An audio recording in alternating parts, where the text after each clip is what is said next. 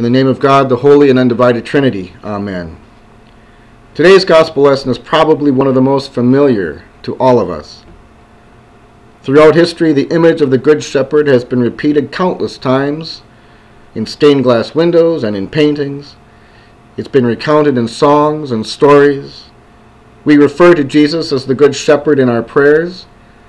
I'm reminded here of the prayer in the funeral liturgy found in our UCC Book of Worship.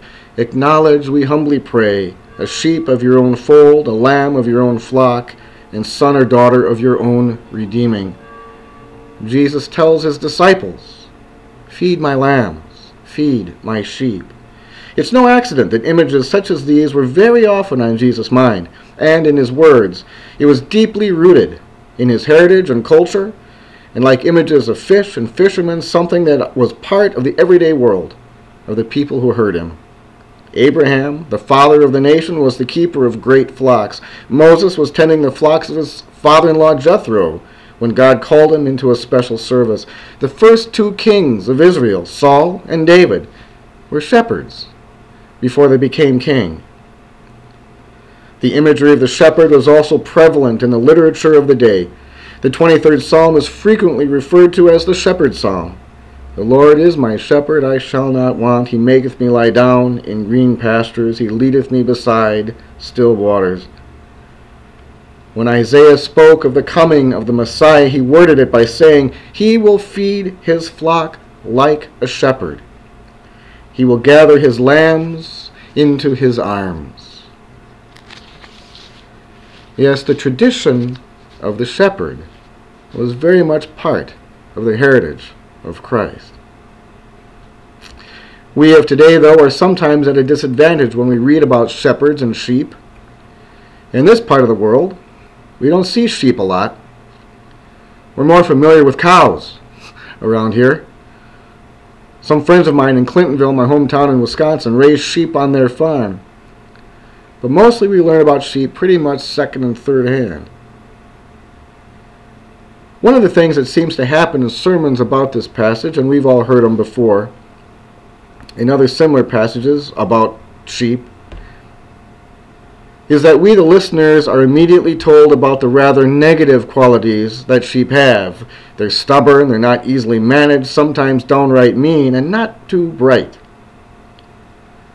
The connection is immediately made between sheep and those of us who follow the Good Shepherd, and we come off not looking so good. Well, in his book, The Holy Land, John Kelman tells the story that puts the whole shepherd-sheep thing into better perspective. Remember that just before the gospel passage that we read today, Jesus says, I am the gate for the sheep. I have come in order that you might have life. Life in all its fullness. Kelman recounts an experience that he had. A shepherd near Hebron, when asked why the sheep pen there had no gate, answered quite simply, I am the gate. He meant that at night, when the sheep gathered within the circular stone wall of the enclosure, he lay down in its open entrance to sleep, so that no sheep might stray from its shelter without waking him, and no ravenous beast might enter but across his own body. He made a living gate of his own person and barred the way into the pen with his own body. The shepherd literally lives with and guards his flock, protecting it against anyone or anything that might threaten it. To a shepherd of Jesus' day, the sheep were not just a measure of the shepherd's wealth, they were the shepherd's wealth. They had great value to him and his family. Sure, they smell, they're unruly, they're hard to control, they bite, they wander off, but they are important and valuable to the shepherd. We remember the parable of the lost sheep, where the shepherd there goes to find the one lost sheep from the 100 in his flock. He searches high and low and does not quit until he finds it, even though he has 99 other ones. The sheep are important. And if we continue the analogy that we are the sheep of Jesus, the Good Shepherd, that means that we, as the sheep who belong to Christ, who know him, who hearken to his voice, who follow him, well, that means that we are important too. But this lesson from the gospel today is really about the shepherd and not about the sheep. It compares the good shepherd to the hired hand, the shepherd who really has no skin in the game, you might say. The hireling really doesn't care about the sheep at all. If one goes missing, well, what's he supposed to do about it? He gets paid the same, whether he comes back from the fields with 100 sheep or with 99. He has no sense of responsibility to the sheep, and if a wolf or other predator shows up, he's not going to risk his neck for someone else's animals. How many times in our own lives has our well-being been entrusted to such a hireling? How many times have we ourselves misplaced our trust in such people? They might be friends, they might be co-workers, they might even be relatives. We place our trust and confidence in them only to have that trust shattered. And in truth, if we're honest, how many times in our own lives have we been the ones who failed someone else? Whether we intend it or not, sometimes we do fall short of what others expect of us, and certainly far short of what we might expect of ourselves. We, like sheep, have gone astray, everyone to his own way. That is, I think, one of the symptoms of what we call human experience. And we don't need to dwell on it, and we don't need to obsess over it, but we do need to recognize it and try to do better next time. This is why our Good Shepherd has taken our burdens onto himself. This is why God's grace is so important. This is why at the end of the day, ours is not a cry of pain or despair, but a song of praise and thanksgiving. The Good Shepherd is there for us.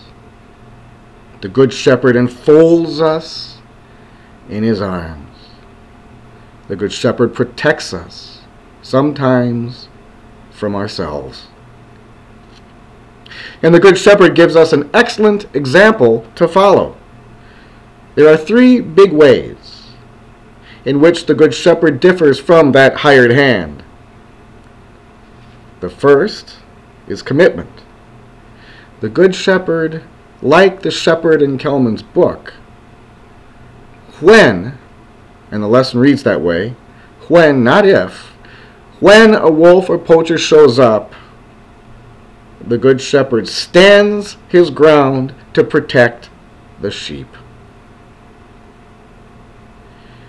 One of the big problems of this day and age is lack of commitment.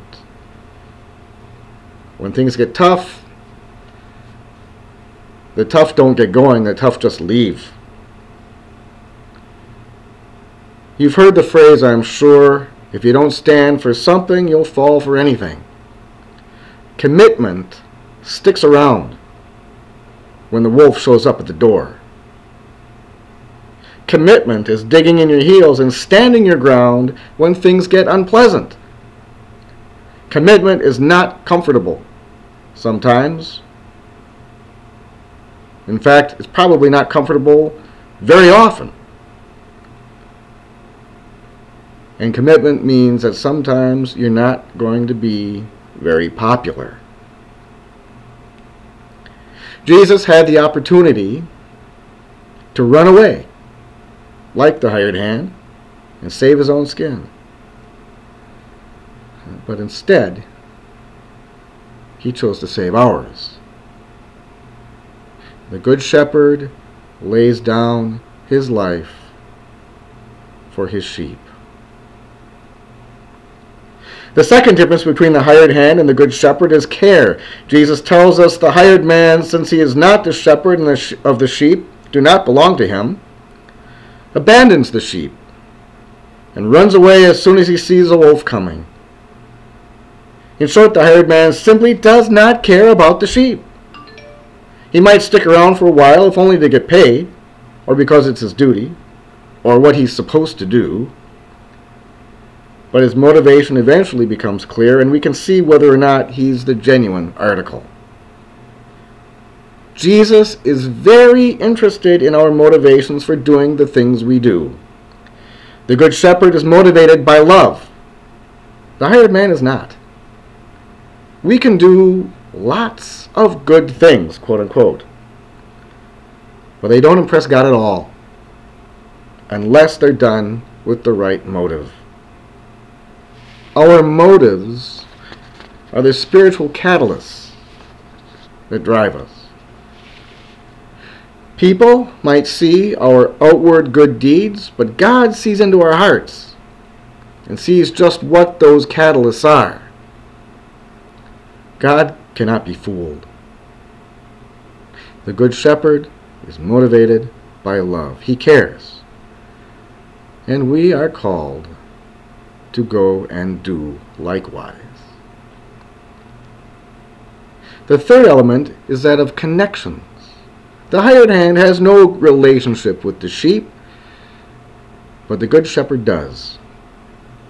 I am the Good Shepherd, I know my own, and they know me.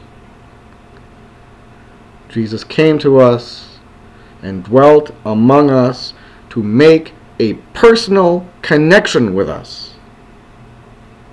And he wants us to make a personal connection with him. To get to know him for who he is. And not just at a superficial level.